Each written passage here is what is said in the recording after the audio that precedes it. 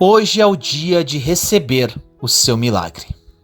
No livro de João, capítulo 20, versículos 29 a 31, diz: Então Jesus lhe disse: Por que me viu, você creu?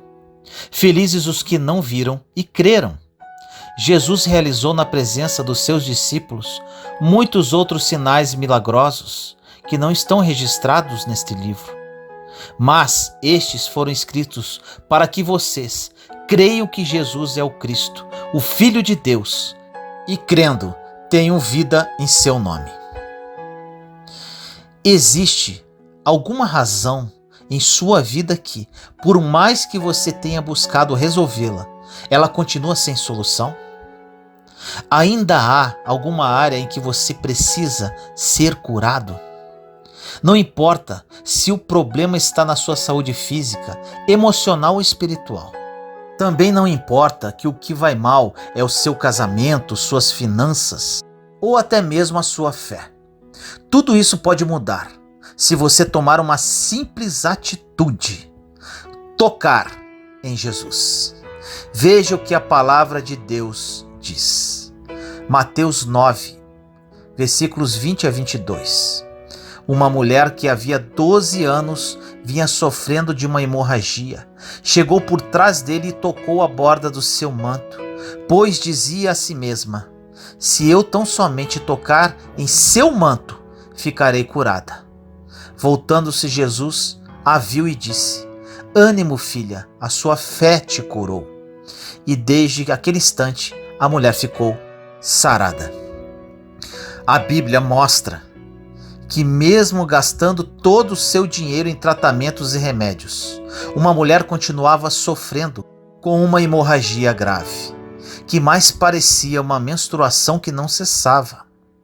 Além de estar com a sua saúde em risco, a situação dela era ainda pior, porque a cultura dos judeus dizia que a mulher naquelas condições era considerada impura.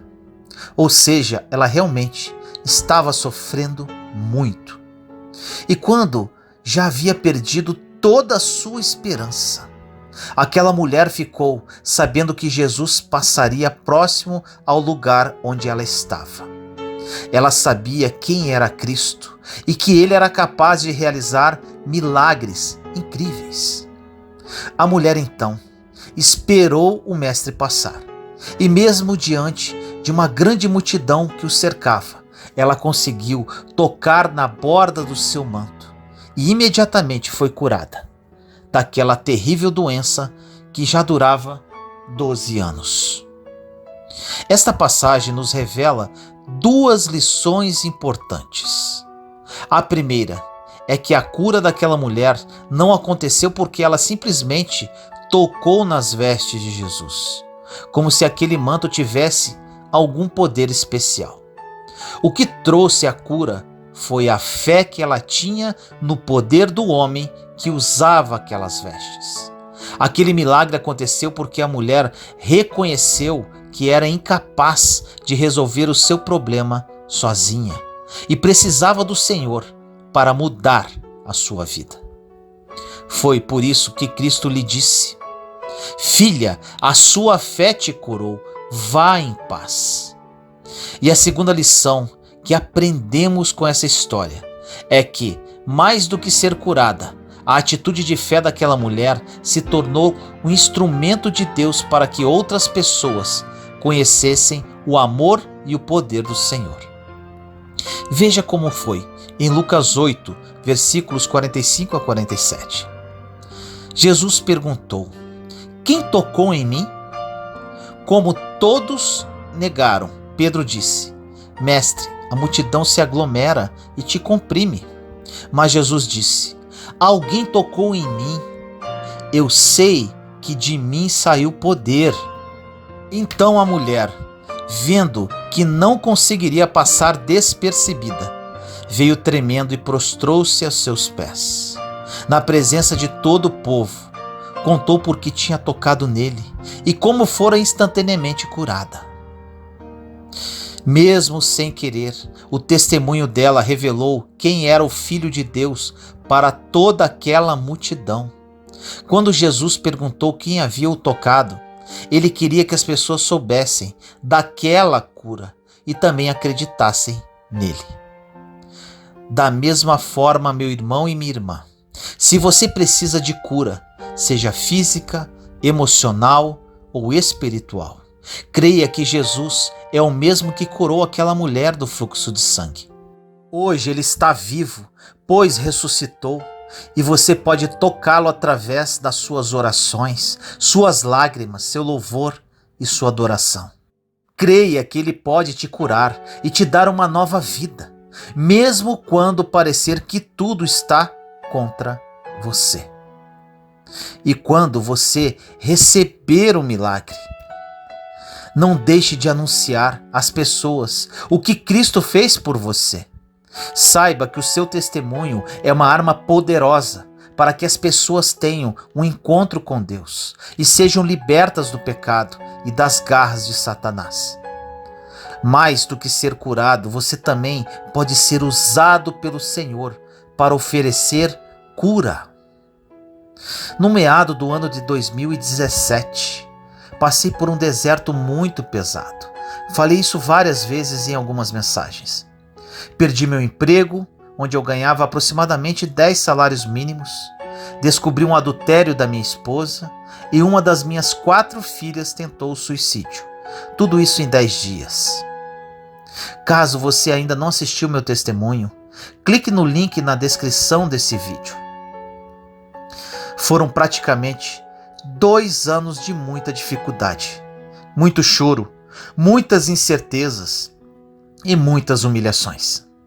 Mas apesar da péssima circunstância que eu estava vivendo, pela fé, acreditava nas promessas de Deus, acreditava na mudança, acreditava no tempo de Deus. No deserto entendi quem eu era em Cristo Jesus. O Senhor mudou a minha vida radicalmente. Paguei um alto preço, mas valeu muito a pena. Meu testemunho hoje alcança milhares de pessoas e vem tocando muitos corações. Através da minha história de superação, outras vidas estão sendo resgatadas.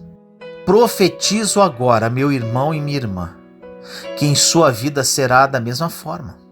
Você será um testemunho vivo que tocará nesta geração de forma profunda. Deus virá ao seu encontro e mudará a sua história.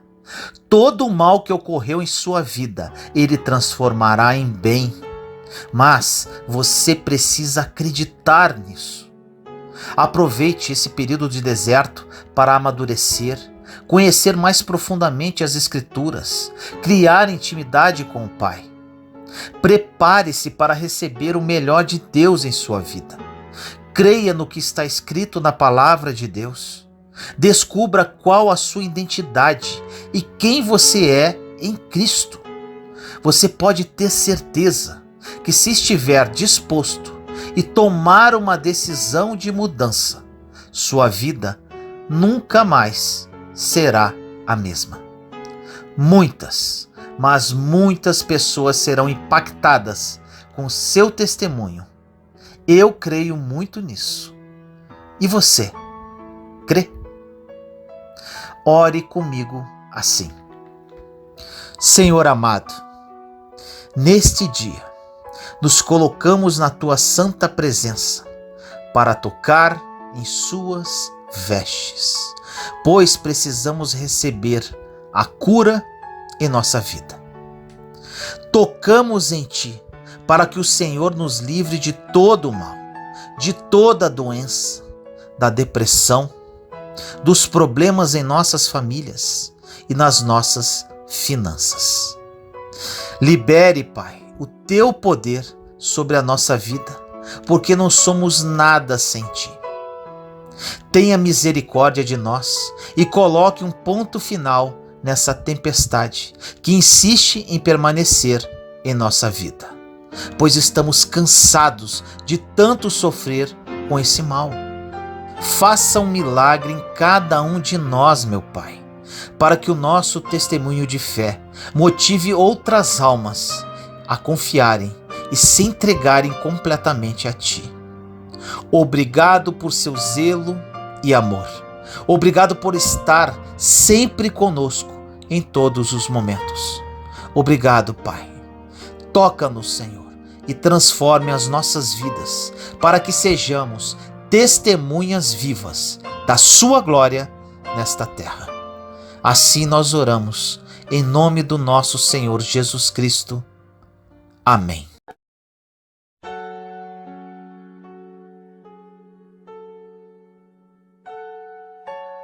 Deserto, o lugar antes do milagre. Entenda seu deserto. No livro de Marcos, capítulo 1, versículo 3 diz: Ele está gritando no deserto: preparem o caminho para o Senhor passar. Abram estradas retas para ele. O maior de todos os profetas, João Batista, escolheu desenvolver o seu ministério no deserto. Por quê? Creio que a escolha foi baseada numa direção divina, que tinha como objetivo fazer com que tanto João Batista quanto o próprio povo tivessem experiências significativas com Deus. Todos os cristãos vão passar pelo deserto, e isto é um fato. Agora, cada um encara o deserto de uma forma. O deserto, apesar de ser muito difícil, é o melhor lugar para recomeçar. É um ambiente de aprendizado e amadurecimento, e é o lugar que antecede o milagre. Caso você que esteja ouvindo esta mensagem estiver no deserto, dê glória a Deus, pois você está a um passo de chegar à terra prometida e viver os melhores sonhos de Deus para a sua vida.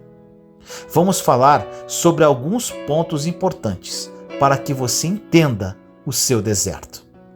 Primeiro, o deserto é um lugar para ouvir Deus. O deserto para João Batista representava um lugar especial, onde ele teria condições de se afastar das distrações desta vida, a fim de poder ouvir as ordens de Deus.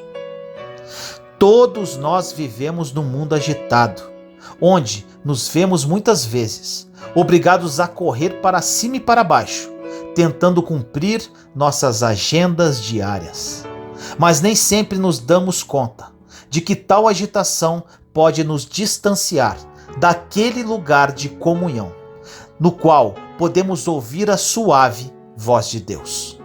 Nessas horas é que percebemos o quanto necessitamos tomar a decisão de procurar o deserto nosso de cada dia, para que ali ele fale de maneira que possamos ouvi-lo sem as interferências que naturalmente nos rodeiam todos os dias. O nosso deserto pode significar um quarto fechado para oração, um tempo recolhido a sós com Deus, ou apenas um lugar e um tempo quando estar em sua presença é a coisa mais importante para nós. Se deixarmos de ouvir a Deus em nosso caminhar diário, correremos o risco de perder a direção, a visão e o propósito maior para a nossa existência. Por isso, precisamos ouvi-lo. Por muitas vezes durante o deserto, teremos a impressão de que Deus não nos ouve, que Ele se cala, que Ele nos esqueceu e que morreremos ali mesmo. Deus se cala no deserto simplesmente para ver para onde correremos. Infelizmente, a grande maioria das pessoas, quando passa por um pesado deserto, blasfema contra Deus, murmura, reclama e corre para pessoas ou outras alternativas do mundo, em vez de ajoelhar-se e aproximar ainda mais de Deus. Segundo ponto para você entender um pouco mais sobre o deserto. O deserto é um lugar de renúncia. O texto bíblico mostra que as multidões partiam para o deserto a fim de se encontrar com João Batista e ouvir a sua mensagem. Com isso, cada um estava deixando de lado sua casa, seu compromisso, seu conforto, seu trabalho. Tal atitude representava renúncia e despojamento da velha estrutura de vida rotineira, em busca de algo que eles consideravam ser importante para suas vidas. Cada um estava demonstrando esse comportamento, a disposição de renunciar a algo de valor para obter o que ainda era precioso. Essa experiência nos ensina a não esperar a bênção em domicílio, mas a valorizá-la, a ponto de seguir em sua busca. Os que não estavam dispostos a deixar tudo e partir para o deserto, também não estariam dispostos a deixar posturas erradas para assumir um compromisso com Deus. Não queremos com isso dizer que precisamos comprar a bênção de Deus, anulando assim a graça que há em Cristo Jesus. É claro que todas as bênçãos nos são concedidas pela graça e não pelo esforço humano. No entanto, nossas atitudes externas demonstram a intensidade do desejo do nosso coração. Outro aspecto de renúncia. O deserto é um período de autoanálise, um período para olhar profundamente para a nossa vida, parar, refletir, analisar e depois renunciar. Lembro-me dessa fase de renúncias que passei no deserto. Tive que renunciar muitos hábitos que tinha, hábitos pecaminosos que me afastavam de Deus. É muito difícil abandonar velhos hábitos e prosseguir, mas com a sua determinação e direção de Deus, você vai conseguir. Terceiro ponto para você entender um pouco mais sobre o seu deserto.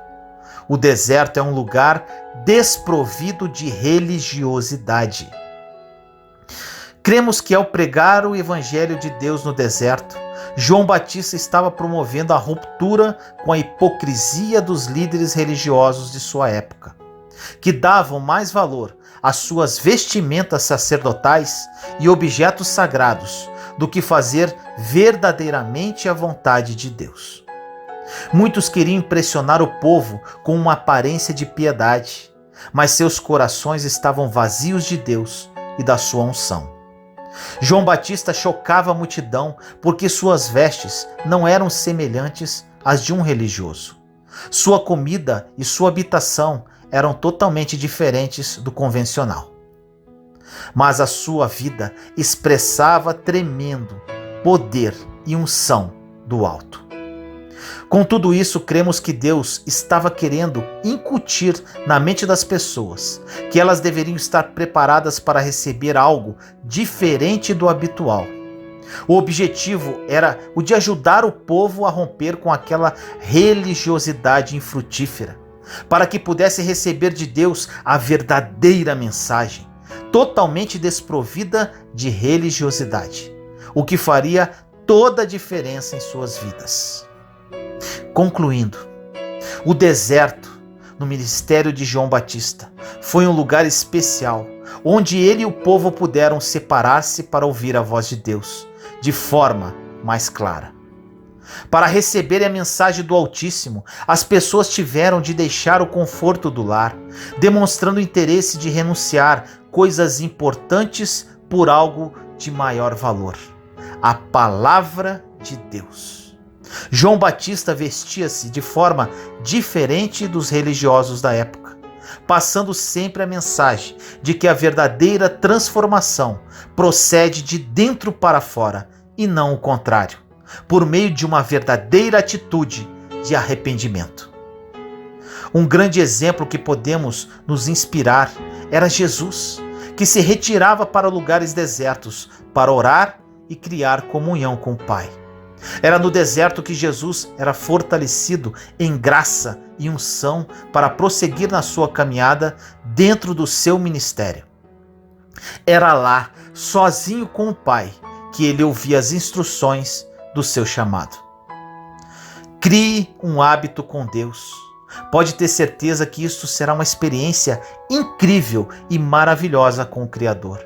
Separe-se um pouco a fim de ouvir a voz de Deus em seu coração. Mesmo durante a semana, escolha lugares de menor movimento, para que ali você possa ter condições de discernir em seu coração o que ele tem para a sua vida.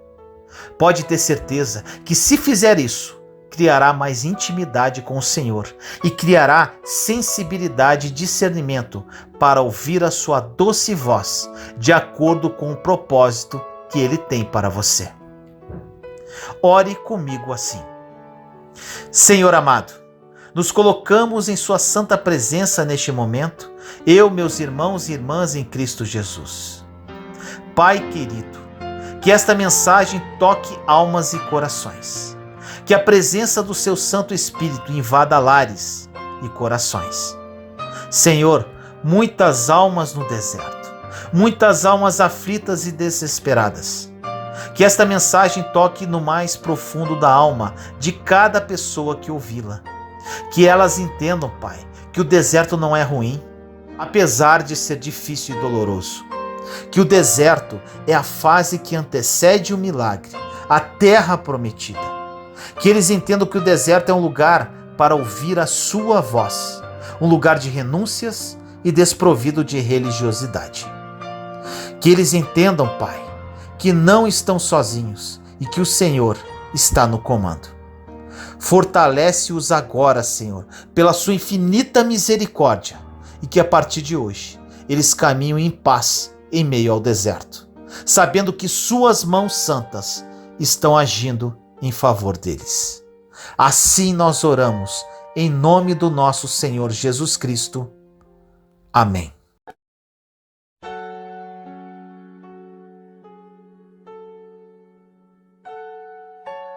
O poder de Deus está em você. No livro de Mateus, capítulo 11, versículos 28 a 30 diz: Venham a mim, todos os que estão cansados e sobrecarregados, e eu lhes darei descanso. Tomem sobre vocês o meu jugo e aprendam de mim, pois sou manso e humilde de coração, e vocês encontrarão descanso para as suas almas, pois o meu jugo é suave e o meu fardo é leve. Você deve ter ouvido muito esta mensagem. Não há uma pessoa neste mundo que não passe por momentos difíceis, de lutas, de tribulação. As tempestades vêm contra pessoas boas ou más, ricas ou pobres, crentes ou descrentes. A verdade é que todos temos que passar por isso, para que a nossa fé seja provada e possamos cumprir o chamado que Deus tem para cada um de nós. Ao nos depararmos com situações difíceis, muitas vezes achamos que temos força suficiente para resolver os problemas sozinhos. Mas a verdade é que não somos nada sem Deus e não conseguimos fazer nada se não buscarmos ao Senhor com sinceridade. Se você está ouvindo esta mensagem, é porque com certeza você precisa da presença do Senhor na sua vida. Por isso hoje você conhecerá 5 formas de atrair o poder de Deus nos momentos de dificuldades. A primeira forma de atrair o poder de Deus: seja sempre humilde. A Bíblia diz em Tiago 4,6: Deus resiste aos soberbos, mas dá graça aos humildes. Por isso precisamos ter humildade no coração, pois enquanto estivermos cheios de nós mesmos, Deus não poderá nos encher com a sua graça. A pessoa humilde é aquela que sabe que não merece nada, pois reconhece suas falhas e limitações. Então, se você quer que Deus te abençoe e resolva os seus problemas, você precisa pedir a ajuda dele e aceitar a sua vontade, crendo que o Senhor sempre faz o melhor pelos seus filhos. Se você fizer isso, a Bíblia diz que ele endireitará os seus caminhos.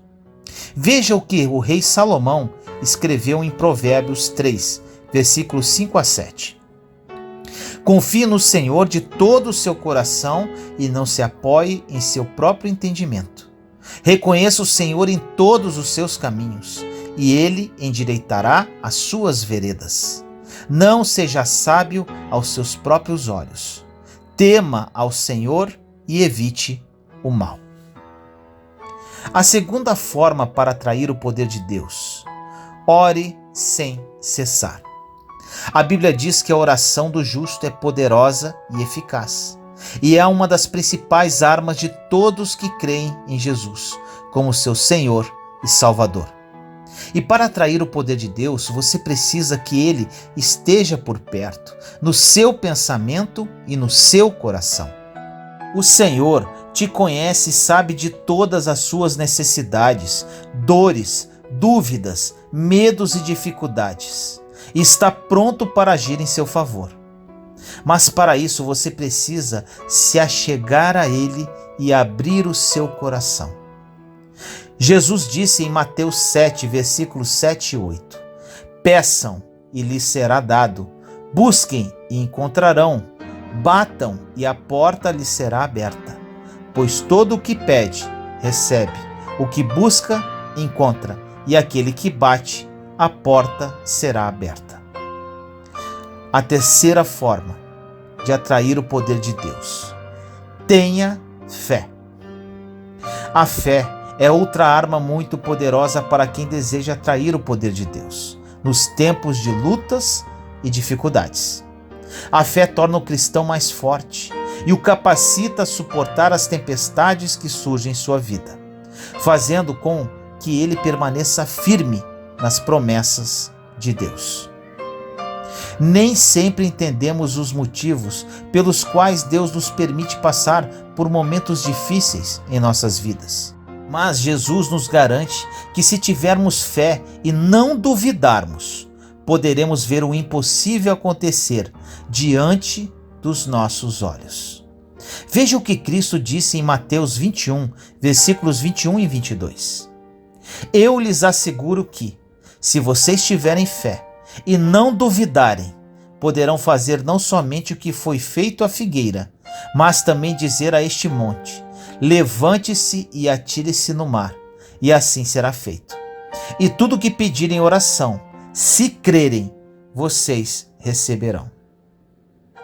A quarta forma para atrair o poder de Deus para a sua vida: tenha paciência. A fé abre a porta para Deus entrar, mas é a paciência que mantém essa porta aberta, até que as promessas dele se cumpram. Isso porque a paciência nos ajuda a suportar as provações e a entender os propósitos do Senhor para as nossas vidas. Por mais difícil que uma situação seja, se você for paciente e tiver bom ânimo, Deus usará o seu poder para te levantar da depressão, do desânimo e de qualquer tribulação, transformando as suas batalhas em vitórias e bênçãos tão grandes que você nem pode imaginar. O rei Davi sabia muito bem disso, por isso escreveu no Salmo 37, versículos de 7 a 9. Descanse no Senhor e aguarde por Ele com paciência. Não se aborreça com o sucesso dos outros, nem com aqueles que maquinam o mal. Evite a ira e rejeite a fúria.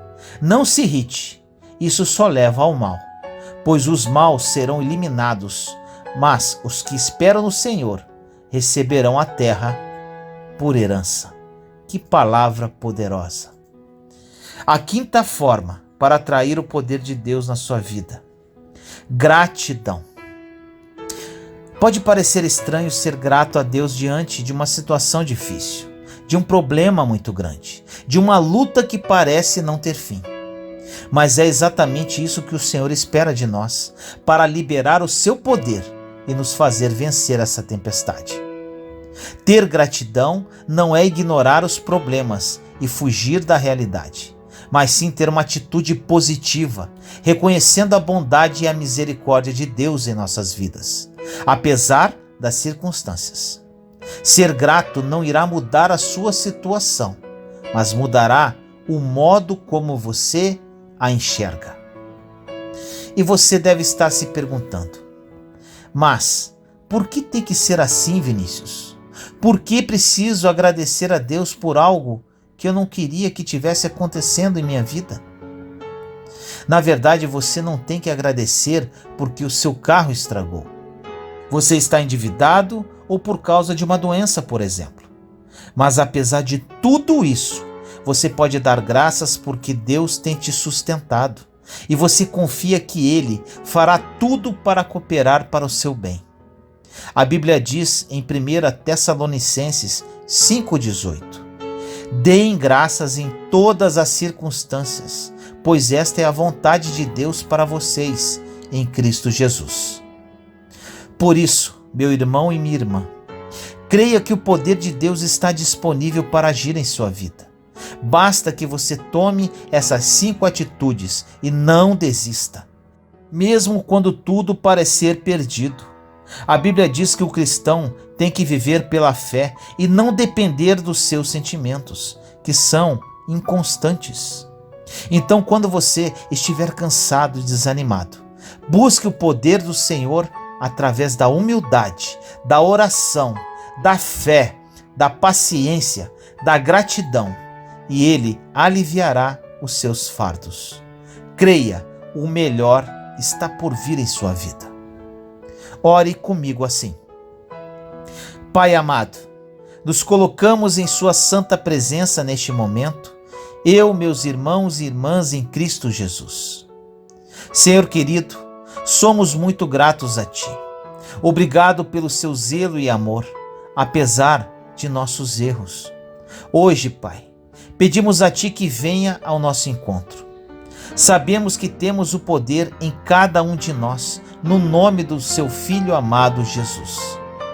Dê-nos um coração humilde, mais parecido com o de Cristo. O buscaremos através da oração incansável, da fé, aguardaremos com paciência e seremos gratos para que essa autoridade e força faça parte da nossa vida. Buscamos isso, Senhor, tão somente para honrar e glorificar o Seu santo nome e representá-lo de forma efetiva neste mundo caído. Assim nós oramos, em nome do nosso Senhor Jesus Cristo. Amém.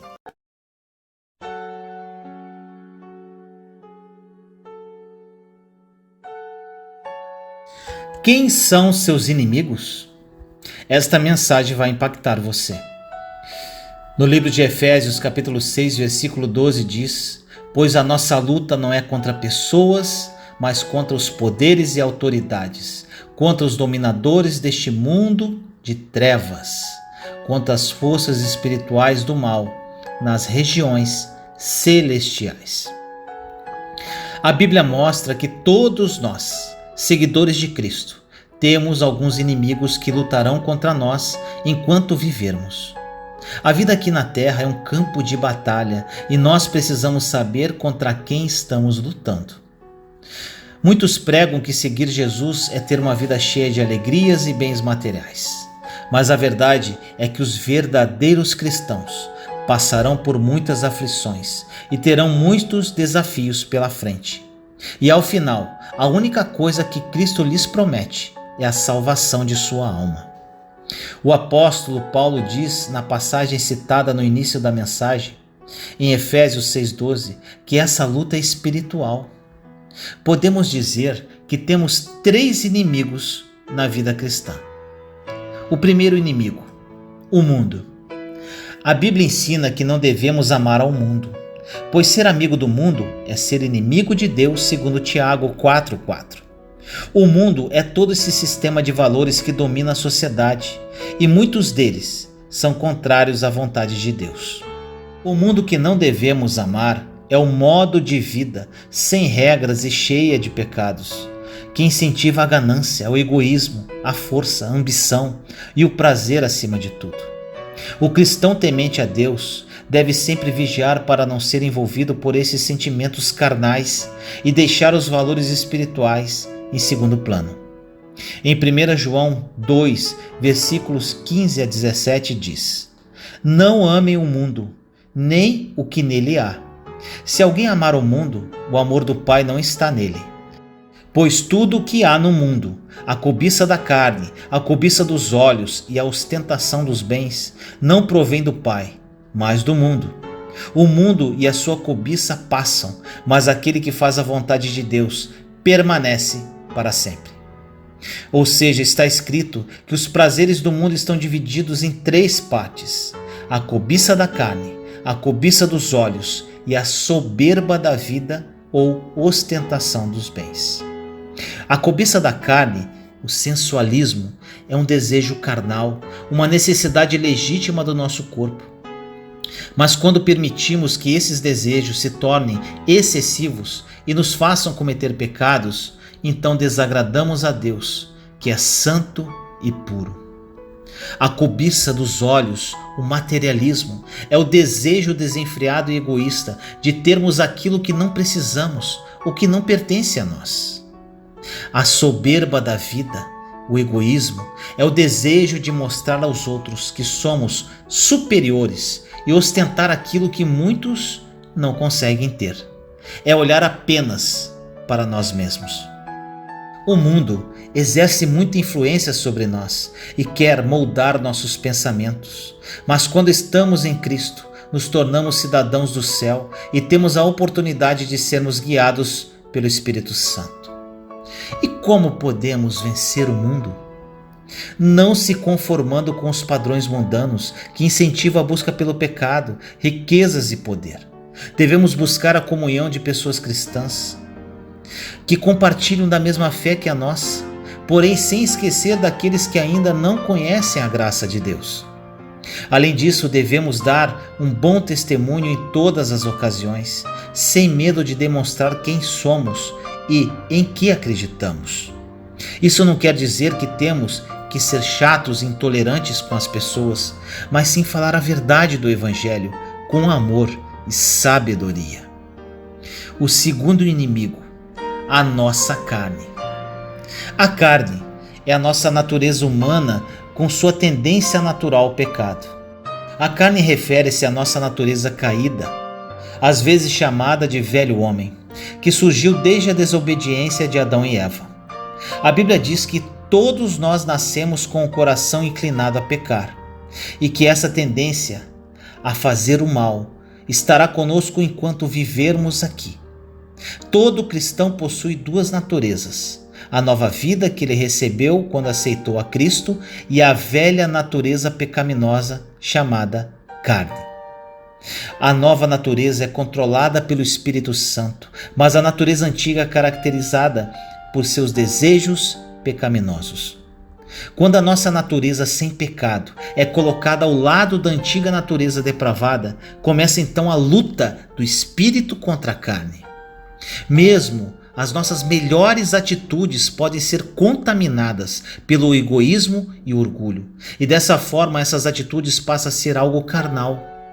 Por exemplo, podemos orar para impressionar alguém com a nossa espiritualidade, entre aspas, fazer uma doação para ser aplaudido pelas pessoas, pregar sobre a Bíblia para ser elogiado pelos outros, etc. Enfim, se as nossas atitudes forem egoístas, elas não agradarão a Deus. A natureza carnal de fato pode nos levar a cometer os piores pecados. Assim como os animais vivem por instinto, a nossa carne tende a fazer o que os nossos instintos naturais desejam. Muitas vezes a carne tentará nos impedir de buscar a Deus em oração, de ler a Bíblia, de fazer o bem, pois ela busca somente coisas terrenas e não as do alto. E como poderemos vencer a carne?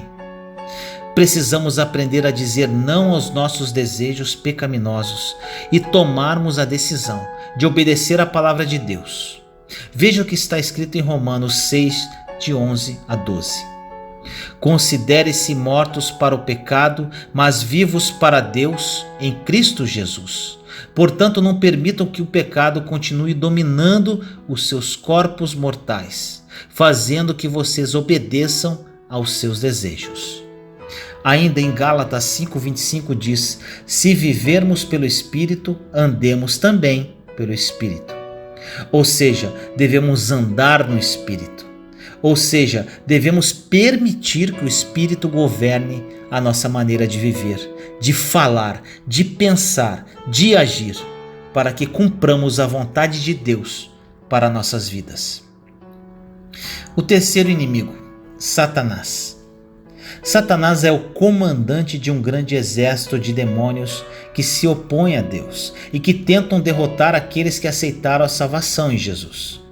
A Bíblia descreve Satanás como ladrão, acusador, adversário, pai da mentira, príncipe da maldade, entre outros.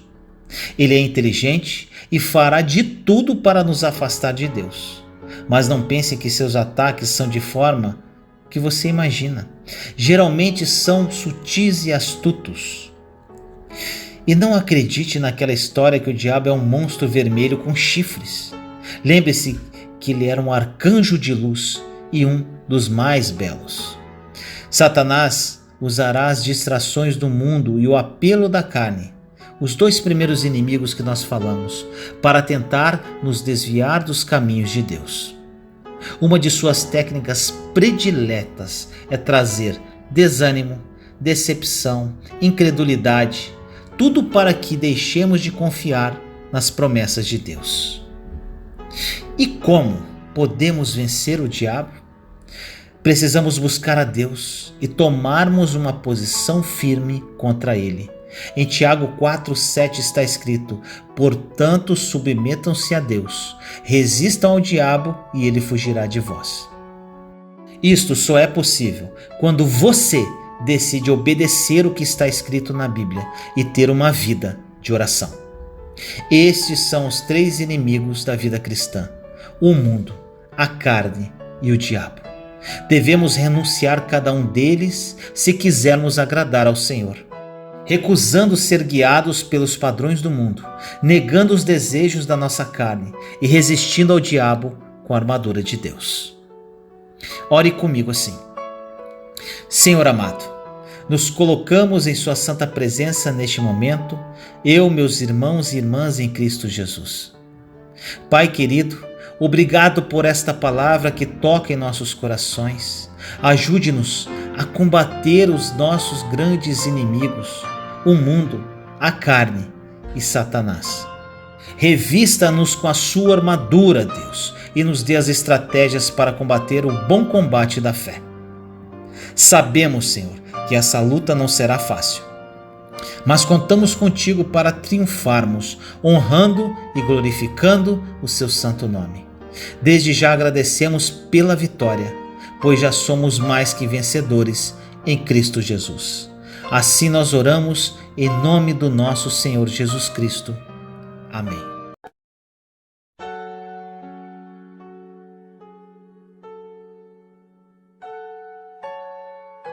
A paixão pode matar você. Mensagem impactante para a vida sentimental. Em 1 Coríntios 13, versículos 4 a 7 diz: o amor é paciente, o amor é bondoso. Não inveja, não se vangloria, não se orgulha. Não maltrata, não procura seus interesses. Não se ira facilmente, não guarda rancor. O amor não se alegra com a injustiça, mas se alegra com a verdade. Tudo sofre, tudo crê, tudo espera, tudo suporta. Você é feliz na vida sentimental ou vive sofrendo nessa área? Ouça com atenção esta mensagem impactante sobre um sentimento que pode destruir a sua vida: a paixão. O amor de 1 Coríntios 13 fala sobre bondade, cumplicidade, humildade, paciência, fé e esperança. Já a paixão é algo carnal que mexe com nossa cabeça e nosso coração, mas tem prazo de validade curto e acaba assim que conquistamos o que queremos. Além disso, o amor só faz bem e a paixão quase sempre acaba mal e de forma trágica. Hoje vamos refletir sobre a história de Sansão para provar que a paixão é passageira. A palavra de hoje encontra-se em Juízes 14. Vamos explorar as 3 etapas da paixão. Preste atenção em cada uma delas. Essas palavras abrirão os seus olhos. A primeira etapa da paixão é a atração. Nos versículos de 1 a 3 de Juízes 14 diz assim: Sansão desceu a Tima e viu ali uma mulher do povo filisteu. Quando voltou para casa, disse a seu pai e a sua mãe: Vi uma mulher filisteia em Tima. Consigo essa mulher para ser minha esposa. Seu pai e sua mãe lhe perguntaram: será que não há mulher entre os seus parentes ou entre todo o seu povo? Você tem que ir aos filisteus incircuncisos para conseguir esposa. Sansão, porém, disse ao pai: consiga-a para mim, ela que me agrada. Sansão sentiu-se extremamente atraído por aquela mulher. A força desta atração era tão grande que ele não conseguia ver mais nada, pois a paixão pode cegar uma pessoa. E além disso, ela também fica totalmente surda. Seus pais até tentaram lhe abrir os olhos para outras possibilidades, mas ele não queria ver nem ouvir, pois estava completamente obcecado. A primeira situação que a paixão provoca é uma forte atração física, como uma química ou um ímã, que a pessoa não consegue resistir. Por isso o apóstolo Paulo orientou ao jovem Timóteo dizendo em 2 Timóteo 2,22: fuja das paixões da mocidade. Um grande perigo é a pessoa se tornar escrava, como diz em Tito 3,3, escravos de toda sorte de paixões e prazeres. O inimigo sabe que o ser humano é facilmente atraído pelo olhar. Então, desde a primeira tentação, luta para seduzir ao pecado. Gênesis 3, de 1 a 8. A atração física e emocional é algo da natureza humana, mas para ser saudável é preciso equilíbrio. Muitos casais, quando se conhecem, sentem uma atração louca um pelo outro. Não conseguem resistir um minuto longe. Este descontrole dos hormônios e emoções não é normal. Se a atração que você sente é exagerada, a ponto de você não conseguir se controlar, então o que está sentindo é uma paixão. Cuidado com a atração da paixão. A segunda etapa da paixão é a ilusão. Nos versículos de 5 a 9 de Juízes 14 diz: Sansão foi para Tima com seu pai e sua mãe. Quando se aproximavam das vinhas de Tima, de repente um leão forte veio rugindo na direção dele. O Espírito do Senhor apossou-se de Sansão, e ele, sem nada nas mãos, rasgou o leão como se fosse um cabrito. Mas não contou nem ao pai nem à mãe o que fizera. Então foi conversar com a mulher de quem gostava. Algum tempo depois, quando voltou para casar-se com ela, Sansão saiu do caminho para olhar o cadáver do leão. E nele havia um enxame de abelhas e mel. Tirou o mel com as mãos e foi comendo pelo caminho. Quando voltou aos seus pais, repartiu com eles o mel, e eles também comeram. Mas não lhes contou que tinha tirado o mel do cadáver do leão. Sansão deixou o que estava fazendo e foi em busca da mulher que tinha se apaixonado. Estava tão iludido com a mulher que nem percebeu que estava pecando ao tocar no leão que havia matado para tirar o mel, pois segundo as leis do seu povo, ele não poderia se aproximar de cadáveres, segundo Números 6:6. Por isso que ele não quis contar aos seus pais sobre o leão morto. A ilusão da paixão é assim como o mel tirado do leão. Uma pessoa apaixonada sente que tudo está doce, sem perceber nem mesmo o cheiro da morte. Além disso, a paixão às vezes leva em conta somente o momento do prazer e não mede as consequências das escolhas feitas sem pensar. Cuidado com a ilusão da paixão. A terceira etapa da paixão é a decepção. Nos versículos de 10 a 20 de Juízes 14, vemos que Sansão fez uma festa de noivado e em certo momento lançou um enigma aos familiares da noiva. Só que ninguém conseguiu responder. A mulher insistiu com Sansão até conseguir descobrir o seu segredo e depois o traiu, contando aos seus inimigos. Sansão perdeu sua atração e ilusão pela mulher e ela se casou com um amigo que era padrinho de casamento.